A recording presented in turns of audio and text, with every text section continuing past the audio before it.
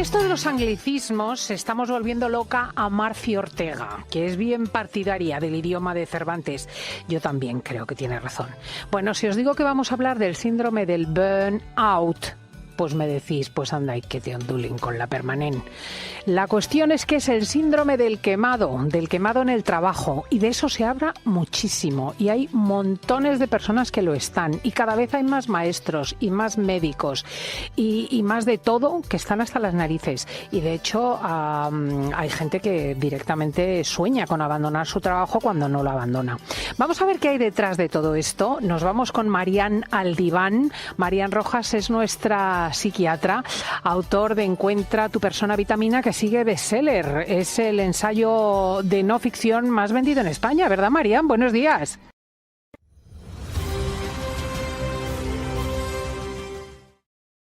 Buenos días, Cristina. Bueno, es una alegría lo del libro, porque yo cuando lo escribí pensé que ayudaría a muchas personas y así está siendo. Y entonces para mí, que con la consulta al final siempre digo que no tienes tanto acceso, porque los pacientes que te dan las horas del día y poder escribir sobre un tema y que la gente lo lea, se siente identificado y desbloquee pues heridas, fantasmas, bueno, es una sensación de satisfacción muy, muy importante. Efectivamente, pues vamos a contar qué es exactamente esto del síndrome del burnout o del quemado.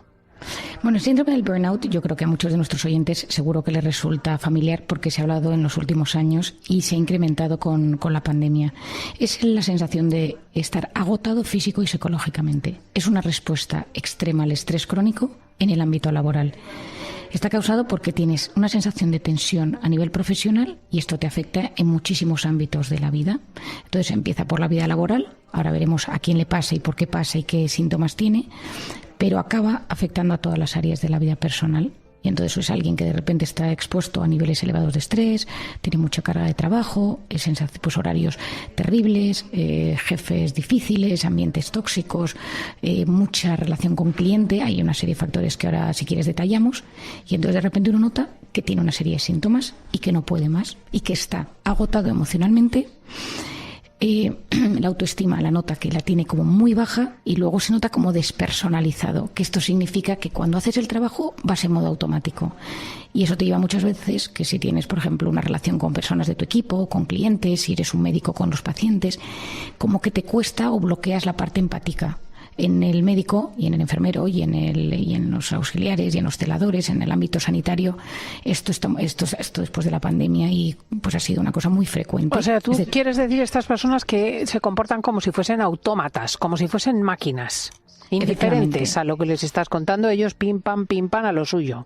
Justo, es como que el cerebro simplemente piensa en el resultado, conseguir algo rápido en el instante y lo último que busca es empatizar, dedicar tiempo, buscar una sensación de plenitud en ese momento profesional. Y en eso pues hay muchas veces irritabilidad, respuestas feas, momentos de tensión, mucha frialdad, no crees en lo que estás haciendo y pienso no mucho, porque yo soy médico en el tema, a mí me ha pasado, no en burnout, pero es una sensación de ya no poder más, en momentos que no puedes más, que te replanteas tu vocación. Dices, bueno, esta profesión que yo he elegido, pues ¿para qué sirve, no? ¿Qué pasa con el burnout? ¿Quién tiene más riesgo de sufrirlo? Bueno, pues primero son personas que se identifican a veces tanto con su trabajo que no saben encontrar un equilibrio entre su vida personal y laboral. O sea, estas personas que viven entregadas a la causa y pues porque eres dueño de tu empresa, porque eres autónomo, porque te encanta lo que haces, pero llega un momento que lo haces a todos los niveles y no delegas. Segundo perfil. Gente que no delega, que necesita controlar pues desde el reparto de la mercancía, pasando por el tema financiero, recursos humanos, gente que no sabe delegar y no confía en otras personas y entonces claro te acabas rompiendo. Luego lo que decíamos, estos trabajos cuando tienes mucha gente a la que tratar, porque al final siempre que estás con personas, pues atiendes sus problemas, sus necesidades, hay muchísima sensación de tensión, tienes que intentar que las cosas sean lo mejor posible.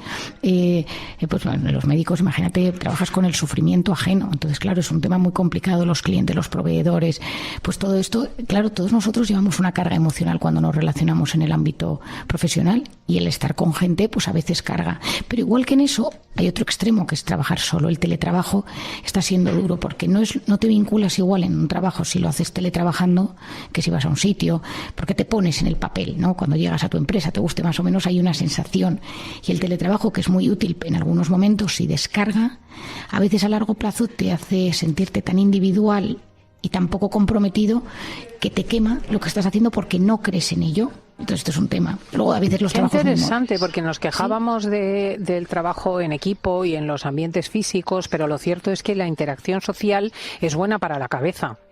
Bueno, de hecho es que nosotros sabemos que la soledad es el principal factor de riesgo para enfermar a día de hoy. Hay un libro escrito por el cirujano general de Estados Unidos, que es sobre la soledad, que lo publicó en la pandemia, que dice que el gran mal de Estados Unidos es la gente lo sola que se siente, los pisos, las casas, los apartamentos, los trabajos, el individualismo, que curiosamente en la cultura latina, en la cultura mediterránea, es menor porque aquí hay mucha sensación de familia, de compañerismo. Aquí vivimos en los bares, quedamos, hay mucha sensación de ambiente allí. Pues muchas veces en Estados Unidos la gente deja su familia de un pueblo del centro de Estados Unidos, se va a estudiar y los ves en Thanksgiving y poco más. Y entonces la parte de la soledad es terrible. La soledad es terrible y una de las cosas que salva la soledad es la interacción con las personas. Pero claro, una cosa es eso y otra cosa es tener un jefe controlador, perfeccionista, que otro día hablábamos de los controladores, y que no te deja ni a sol ni a sombra, que nunca sabes a qué.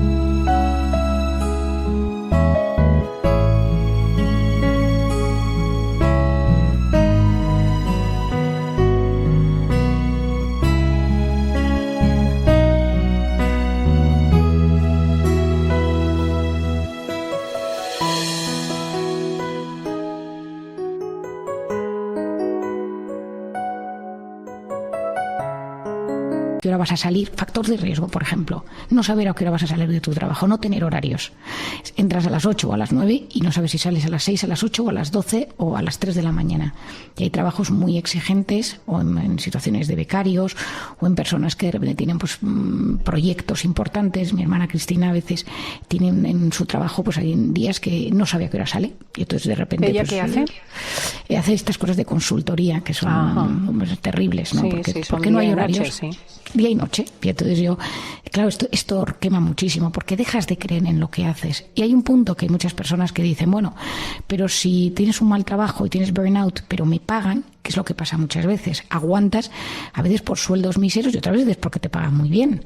Pero esa sensación de hacerlo por dinero puedes aguantar un poco. Pero luego si tu cuerpo sigue intoxicándose de cortisol, sigue agotándose, hay un momento que empieza la enfermedad. Y este es el problema, que es que empieza la enfermedad física. ¿Y qué es la enfermedad física? Pues que empiezas con migrañas, con dolores de cabeza, empiezas a dormir más, te notas agotado. De hecho, algunos síndromes de fatiga crónica están relacionados con esto, ¿no? A veces gente que tiene problemas de agotamiento brutal.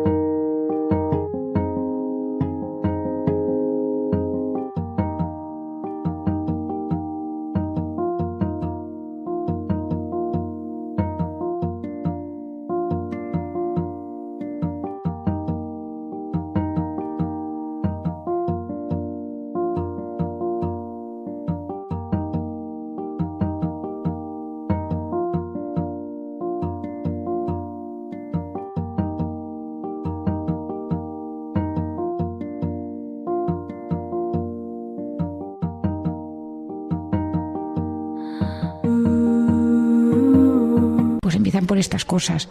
A veces hay gente que empieza a buscar las vías de escape del alcohol y sales de trabajar y te dedicas a beber. Bueno, a mí una de las cosas que me preocupa es a veces es el extremo, ¿no? Pero es el infarto. Le dio un infarto. Y dice, bueno, pero es que trabajaba a tal nivel, era incapaz de...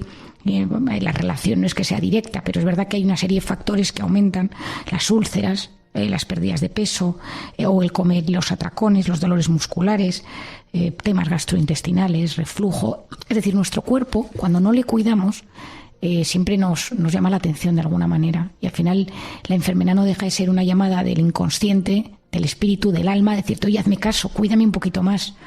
Pero ¿y qué le podemos aconsejar a la persona, a nuestro oyente, que se reconoce en lo que estás describiendo, en este síndrome del quemado, del trabajador quemado o del burnout?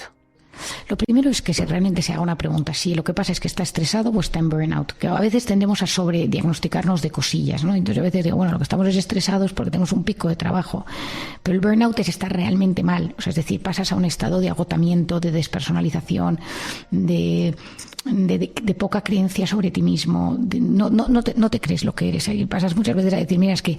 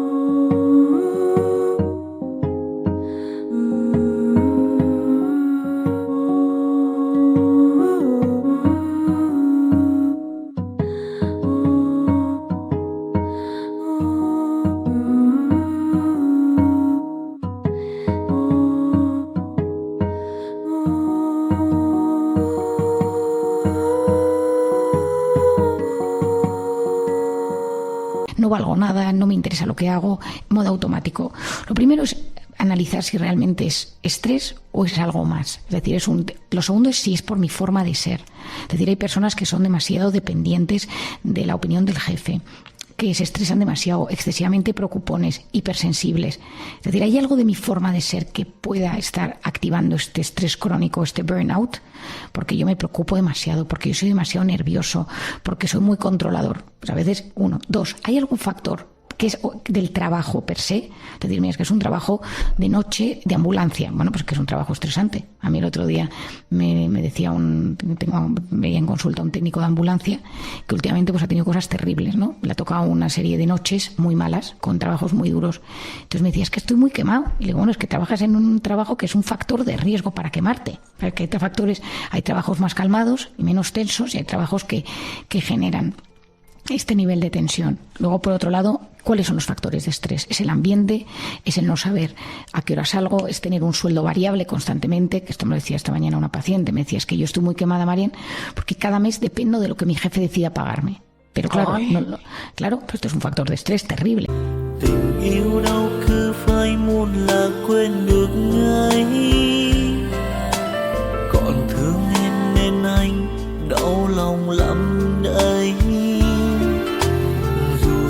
Sao anh cũng chẳng thể đổi thay. Một cuộc sống không em anh phải làm sao đây? Tự thương lấy mình thôi, đớn đau nhiều rồi. Tự mình vỗ về thôi khi không ai cạnh bên. Tập yêu bản thân thôi để không phải buồn. Thương hóa người dưng cứ sao lệ mi tuôn. Tự thương lấy mình thôi chẳng ai thay đổi. Tự mình cố vượt qua nỗi đau sẽ bối xóa.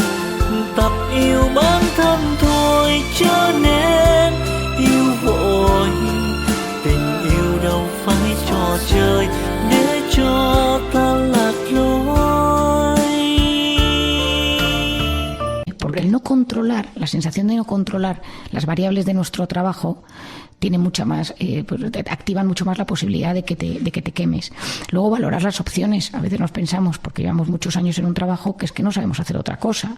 Y la reinvención es importantísima. Yo creo mucho en la reinvención, en reinventarse y decir, Yo también, efectivamente. O sea, ayer me decía, es que hay otras vidas. Hay otras vidas. Ayer me decía un paciente que toda la vida trabajando en un despacho de abogados, trabajando mañana, tarde y noche, viajando, y en un momento dado decidió que montaba un hotel rural con su mujer, porque se quemó. Bueno, es verdad que le dio una angina de pecho, empezó a encontrarse mal, se le dormían pues las manos, y ya pues un poco hipocondríaco, que me parece bien, decidió que cambiaba su vida.